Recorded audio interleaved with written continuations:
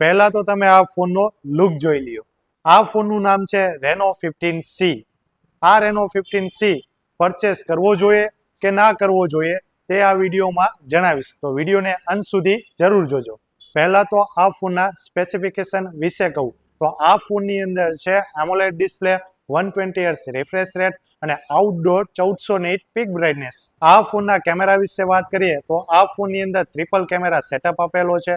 50 megapixel main camera, 8 megapixel ultra wide camera, 2 megapixel macro camera અને selfie કેમેરો મળી જવાનો છે 50 મેગાપિક્સલ.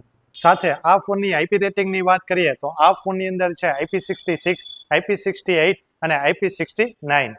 સાથે આ ફોનના બેટરી બેકઅપ વિશે વાત કરીએ તો 7000 mAh બેટરી મળે છે. સાથે 80 વોલ્ટનું સુપર હુક ચાર્જર મળે છે. અને રેનો 15C ના પ્રોસેસર વિશે વાત કરીએ તો આ ફોનની અંદર છે સ્નેપડ્રેગન 6 જનરેશન 1 અને આ ફોનની પ્રાઇસ ચાલુ થાય છે 34,999. હવે 34,999માં આ ફોન પરચેસ કરવો જોઈએ કે ના કરવો જોઈએ? તો મારા ખ્યાલથી આ ફોનની અંદર કેમેરા છે એ માઇનસ પોઈન્ટ છે, કેમ કે આ બજેટની અંદર ટેલિફોટો લેન્સ કંપનીને યુઝ કરવો જોઈએ.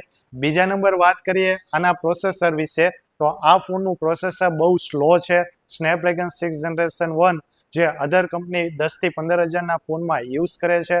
તો તમારો નોર્મલ યુઝ હોય તો તમે આ ફોનની અંદર જઈ શકો છો.